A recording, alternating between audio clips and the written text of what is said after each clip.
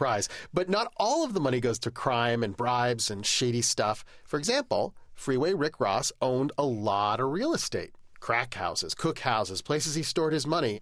There were other expenses, like a huge expense, bail bondsmen. Guys in his crew that he worked with would get picked up by the cops, and he would need to make sure that they would stay loyal to him. So he would do whatever it took to get them out of jail. And, of course, the criminal justice system knew that he was a big-time drug dealer, so they set these bond prices really, really high. So that cost them a lot of money. Yeah, and another group of people who were profiting off of the big-time drug dealer, lawyers. He had lots of lawyers, and they charged him a lot of money.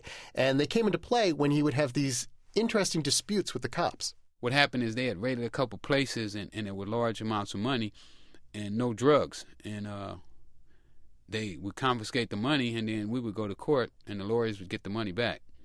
And that really frustrated them.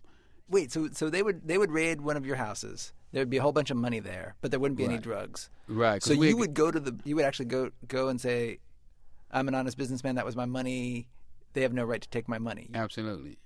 I wouldn't go myself personally, no, but I had people and the system set up to where we could claim the money. They found in a house in South Central and it's $400,000. Wouldn't you naturally think that's drug money? I mean, would you think that if it was Beverly Hills? True enough.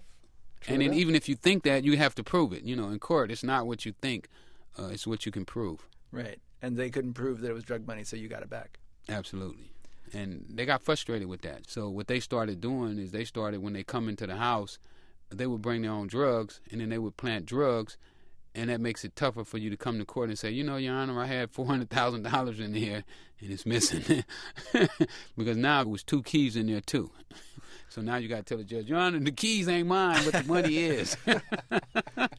I think that's a hard pitch.